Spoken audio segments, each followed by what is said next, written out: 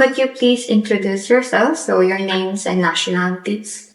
I'm Erik Anabel from Italy. I'm 24 years old. And I'm Anabel Pang from Hong Kong, and I'm 26 years old. I study engineering.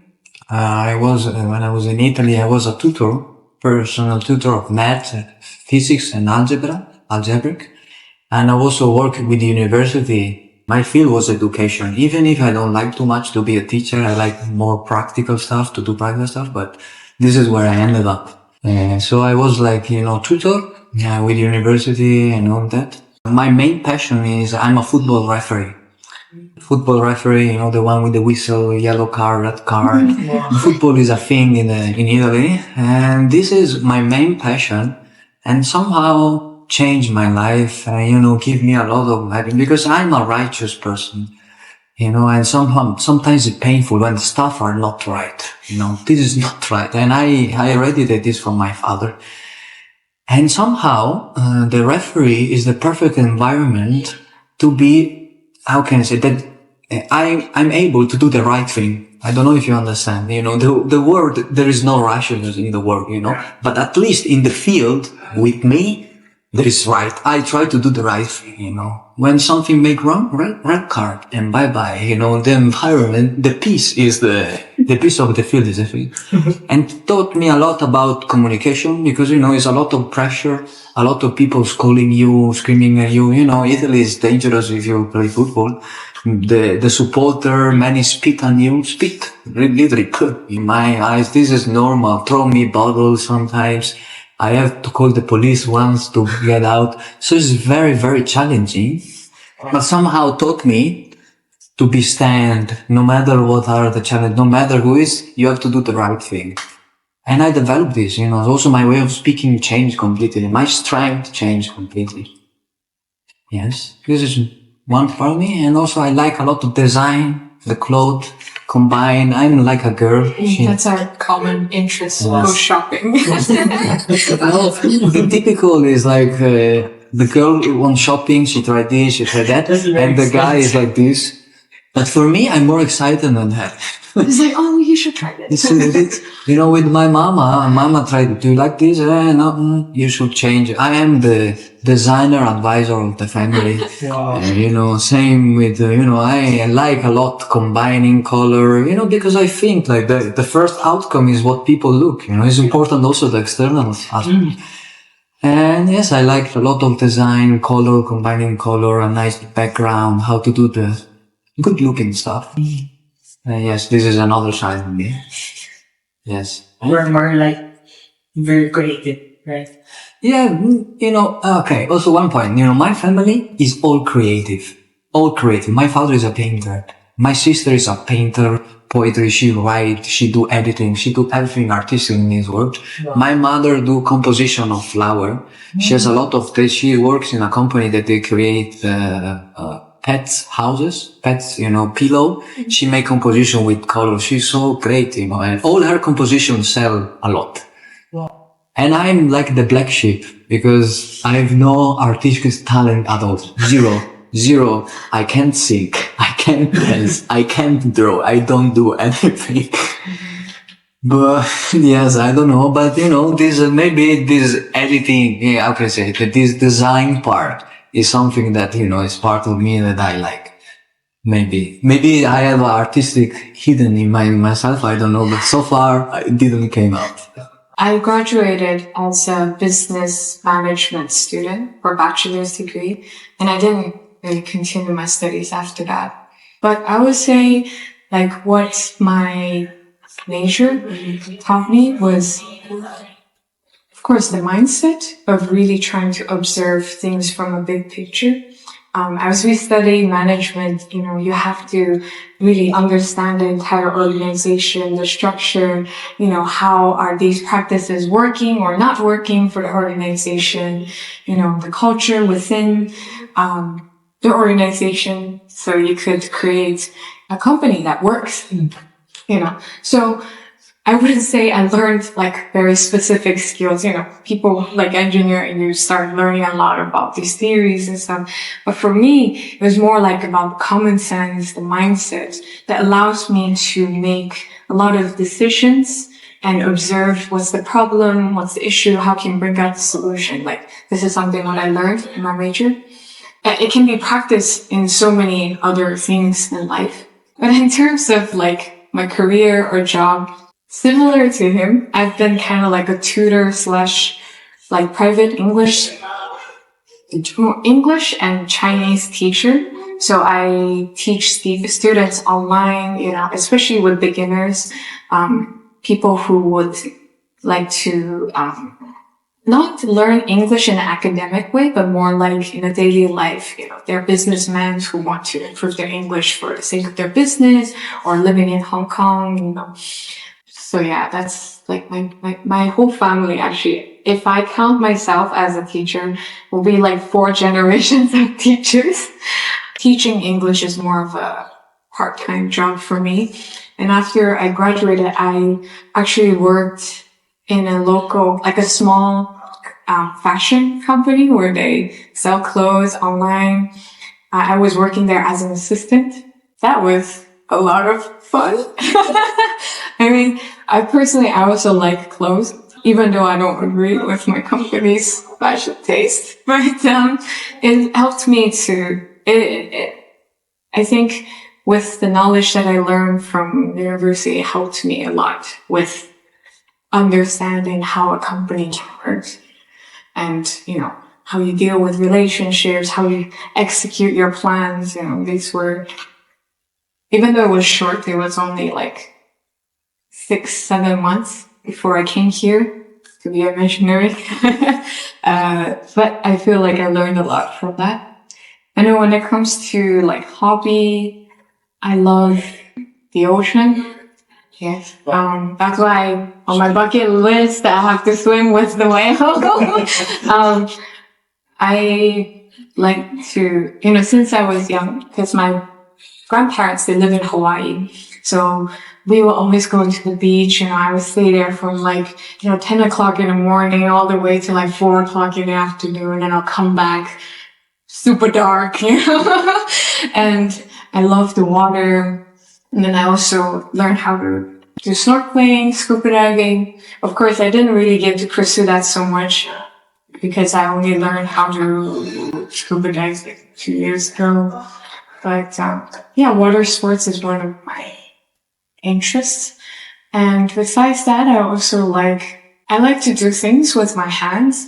So I also draw. I like to cook.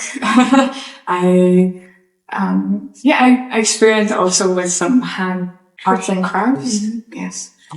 I also love to read a lot, too much sometimes. There are times I remember during my high school years, I'll be reading from after I come back from school, I would be reading, finish my homework, keep reading, and then I'll read until like 6 o'clock in the morning. And I found out it was a sad ending and I'll be depressed for the whole day, but, because I grew up as a child with a lot of imagination, I would like write my own stories. I will sometimes be upset at the movie because I didn't like the ending and I'll start having a different episode in my own imagination. So I'm a dreamer in some ways. Yes, but I think the way that I grew up, learning to read, to draw, and to write, this is also in our family, even though we're not as artistic as his family. But my parents will always try to find a way for us to get in touch with arts and culture. I remember my parents would take us to concerts, when we were young.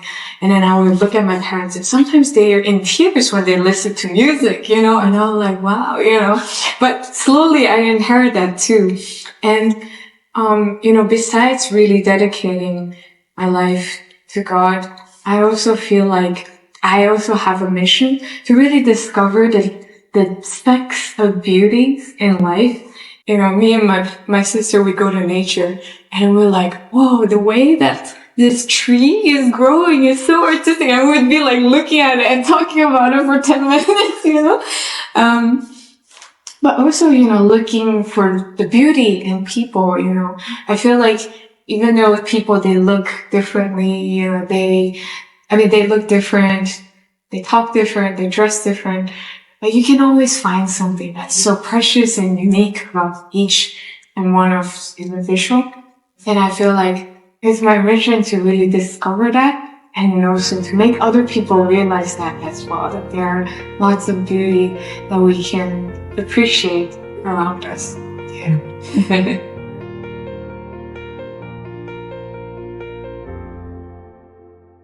I think because I've been moving around from different cities and nations, it was always really fun for me to experience a lot of culture, especially through food.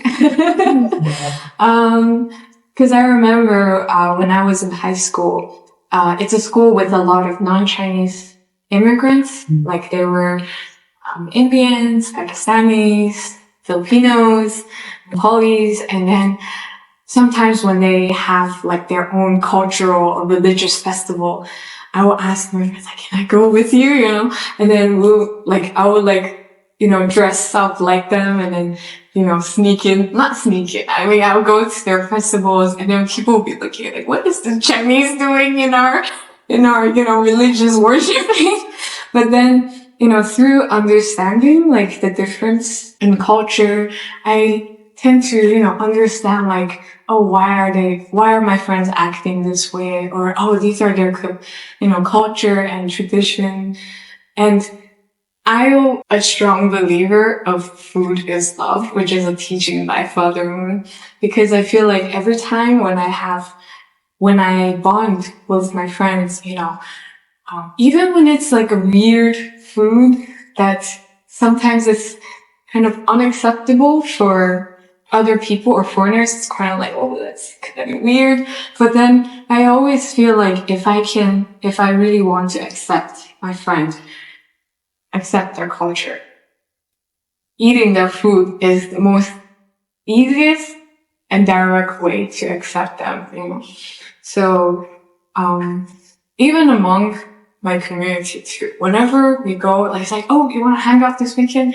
The next question is, so where are we going to eat? Yeah, that's true. So, So even though, of course, we go out to nature, this and that, but for me, the main activity for bonding and socializing is to eat it. So you can split, there are two type of people when they want to have fun. The one is like they want to relax, chill, do nothing. There are another part that they want to do something, right? Where even if you go to the beach, there are the one who stay just in the sun, take sun, read something, do anything. There are the one who swim, create castle, walk, I'm the second type. So, and I found friends that have the same who me, and we blame the other one who are chilling all the time. So for me, nature is the key of everything. I have fun. Mountains, lake, walking, going running in the nature, doing some trail, also climbing. I did many, nature is the way all the time. Here in the Philippines is amazing, it's very challenging sometimes, but I just look at a tree once and I just glimpse on the tree and my heart start beating, It's just, here the nature is very strong. It's very powerful. It's like the green is a green. The trunk is a trunk. It's something like, can be typhoon, earthquake. It doesn't move. And this is a lot of touch. So yes, nature for hanging out. Nature is always the key. We can see some future conflicts here. We can eat other trees. Picnic. What's the best piece of advice you've ever received? I received from my father. And my father always said, do stuff concrete. When think about the small thing. When I do a great speech, they say I do good sentence, have a good message, and but if father say, very good, remember always the small things. Remember, do something concrete. Don't lose too much in thinking, theology, speaking. Doesn't change anything. Nobody has been changed by any speech. Nobody. The only thing I change is an act. Is a small thing, So how I become great. It's not about studying. It's not about speaking. It's about doing something concrete. Even going outside, even walking, even always do something concrete. And when I lose myself in my mind, thinking how to solve this word, why this word is painful, and how can I solve the relationship, how can we go make a run, go running, go walking, do something concrete, and magically the answer came in. The answer never came when you stand here thinking, when you started speaking. Came when you do something concrete. So my father always emphasized, do concrete stuff. I think one of the best advice for me was probably, I can only choose one, so I'm just going to say this one, is for my mom. She is the one who always encourages us, you should always try. Like you should always experience, especially when it's something new to you. Only when we experience it, only when we can, try these new things, we can, see our own capacity. We can explore our potential. I remember there were so many times, when I was in school, they have all kinds of activities where you go to another city, another country to explore certain things. You go on a tour to visit some places, and then sometimes I'm like, do I want to go? Is it really worth my time? But my mom will always say, you try it first. Always go try new things so that you can experience something new and you can broaden your horizon and your perspective, because only when we can truly experience the world by going there, seeing, touching with your own hands, that is when we can, become a person with a bigger mindset so that we can embrace all sorts of differences. And I feel like because my parents always encouraged us to, try different things, and sometimes give us a little push to, take that extra step. I was able to go to, many different countries to experience many different things in my life. Not just the places that I moved to, because of my parents' encouragement. I'm only 26 and I've already visited 21 countries. I didn't get to experience every single country deeply, but then through going to these places, meeting different people, seeing with my own eyes, like, oh wow, this is what this country looks like. You experience certain things. You kind of, absorb the atmosphere. You kind of, you see how the people react and walk, how they react to, what you say, what you do, like little by little, I realize, even someone does something crazy and unacceptable. For me, it's like, oh, okay, he must have done it with a reason, So, to me, I don't really get to experience like huge cultural shock because I'm like, okay, that's your culture. Okay, I respect that, So it's I would say because thanks to my parents, I was able to really accept differences of others.